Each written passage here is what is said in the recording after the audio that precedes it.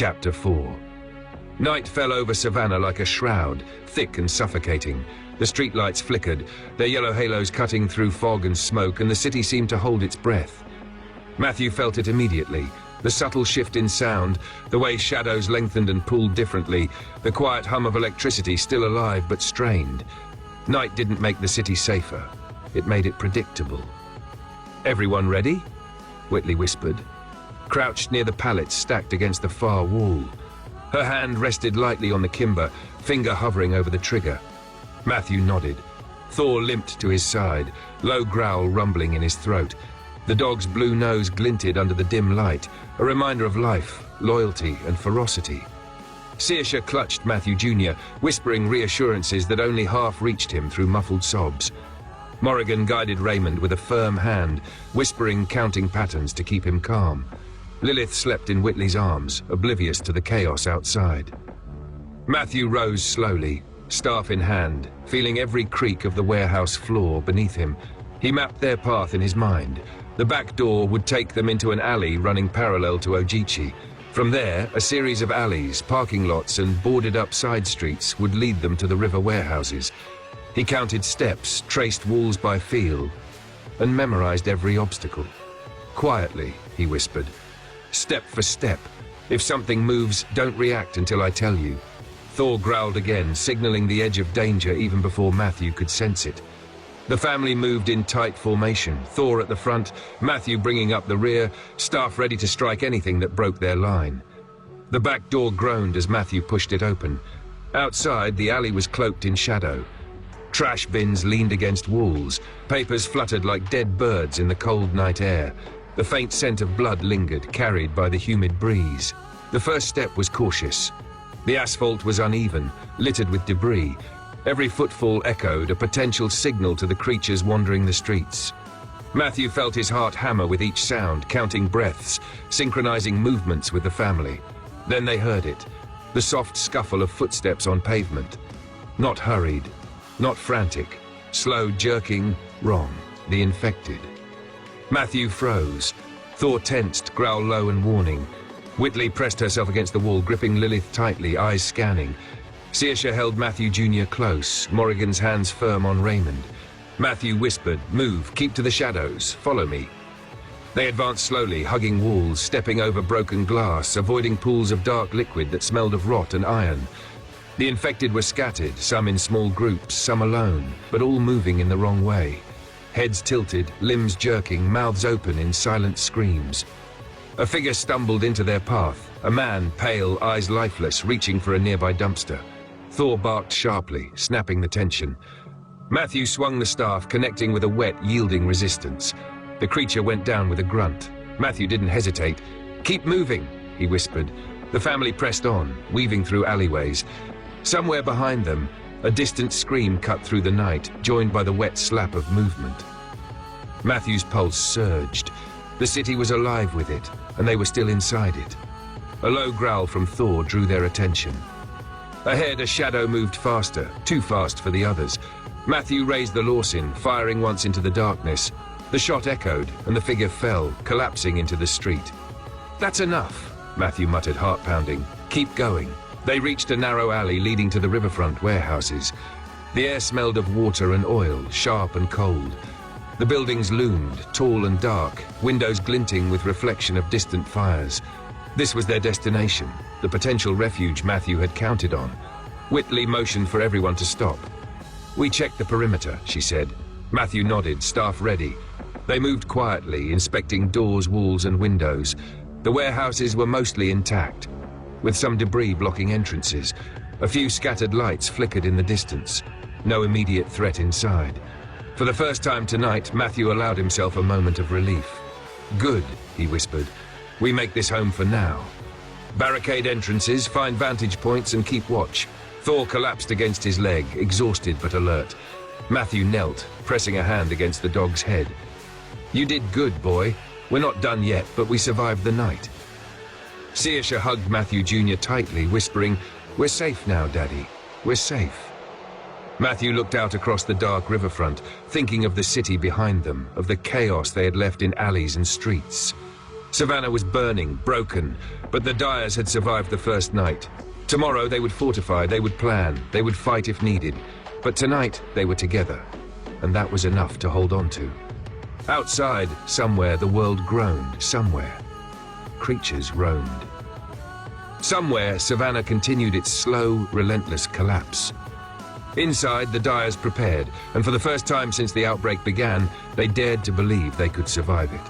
The warehouse settled into night the way a wounded animal settles, slowly, warily, never fully at rest.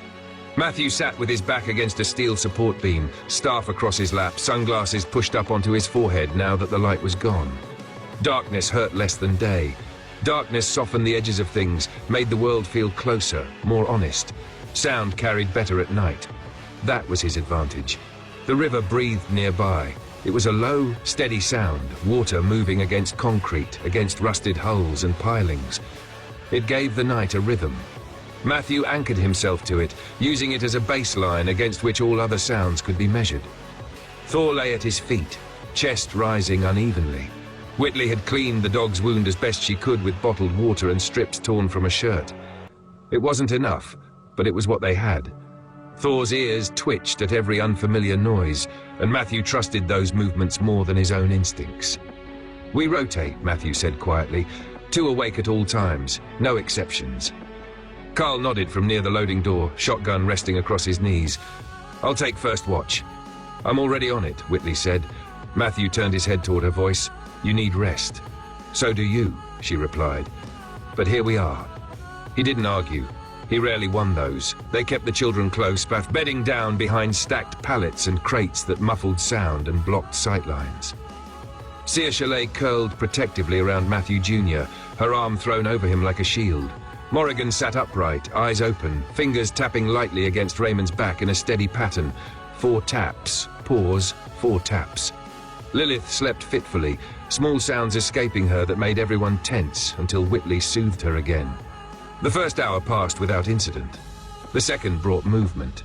Matthew heard it before Carl did. A faint scuff, too slow to be wind, too deliberate to be settling metal. He lifted his hand, palm open. "Quiet!" he whispered. Carl froze. Thor's head lifted. The sound came again. Footsteps outside, 1, 2, dragging slightly. Not running, not searching wildly. Circling.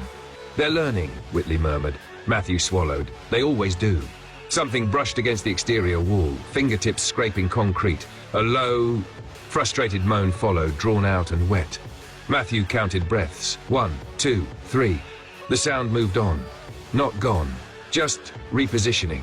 "Don't engage unless they breach," Matthew said. "Noise brings others."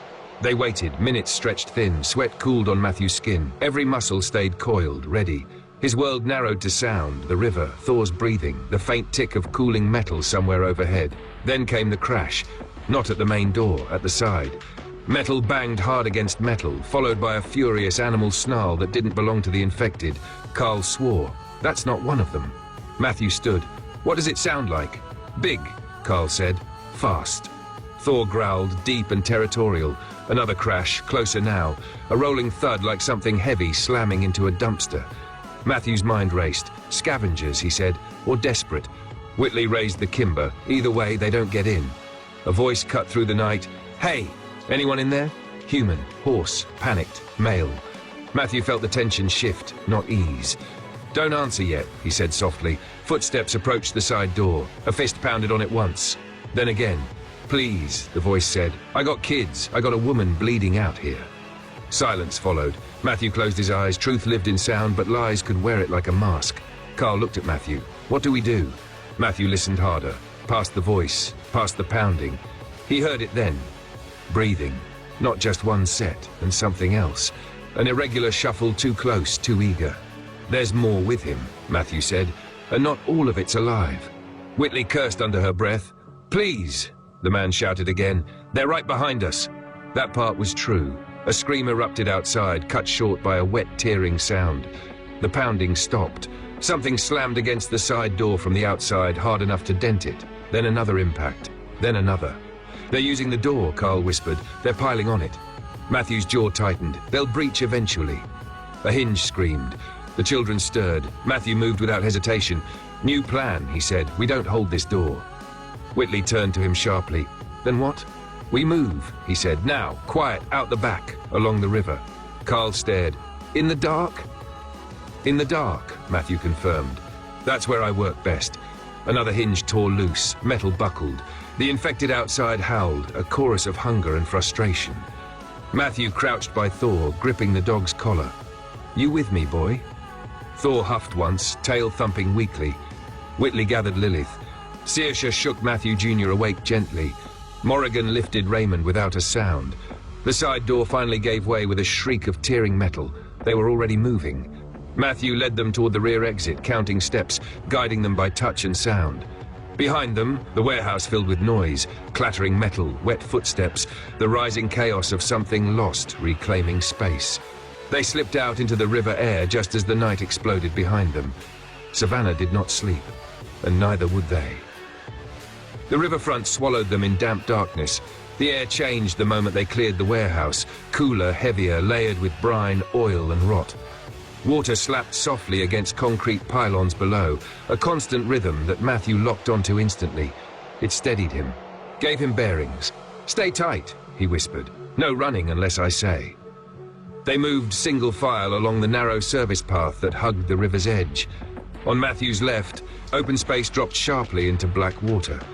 On his right, the looming mass of warehouses rose like blind giants, brick, steel and shadow stacked high. Behind them, the warehouse screamed. Metal tore, bodies slammed. A chorus of infected howls erupted as the building finally failed them. The sound chased the family like a living thing echoing down the river corridor. They'll follow, Carl breathed. Yes, Matthew said. But they won't sprint, not like people. Thor limped ahead, nose low, ears twitching constantly. He paused twice, growling softly until Matthew adjusted their path away from loose debris or glass. The dog was hurting badly now. Matthew could hear it in the shortened breaths, but he never faltered. They reached a bend in the path where the river curved inward, creating a natural blind spot from the warehouse. Matthew stopped, raising his fist.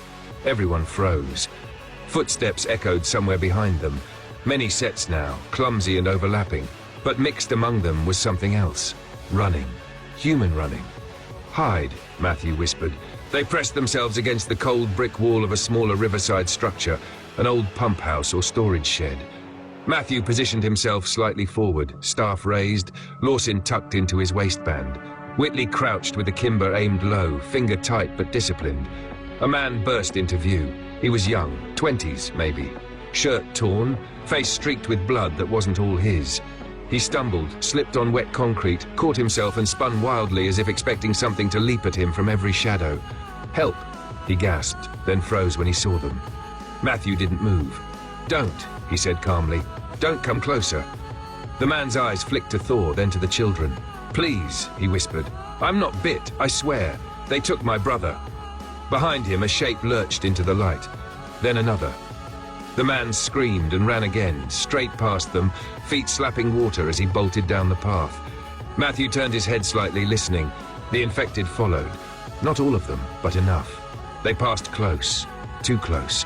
One brushed the wall, fingers scraping brick inches from Whitley's knee. She didn't fire, didn't breathe. The last of them disappeared downriver, their sounds fading into the layered noise of Savannah tearing itself apart. Only then did Matthew exhale. That won't be the last time, Carl muttered. No, Matthew said, but it tells us something. Whitley looked at him. What? They chase noise, he said. Movement, panic. He tapped the staff lightly against the ground. Control those and we stay alive. They moved again, slower now. The river path narrowed until it forced them up a short embankment and into a service yard littered with rusted equipment. Matthew navigated it by memory and echo, guiding the family between obstacles with quiet clipped directions. Step up, now down, left stop. They crossed railroad tracks, unused but still dangerous. Steel sang softly under their feet. Matthew winced at the sound. Beyond the tracks stood another warehouse, smaller, squat, older. Concrete walls, fewer windows. One main door and a loading bay half collapsed inward. Matthew listened. Nothing inside but wind. This one, he said. They slipped in through the broken bay, using stacked debris to block the opening behind them. The interior was dark, cavernous, but quiet.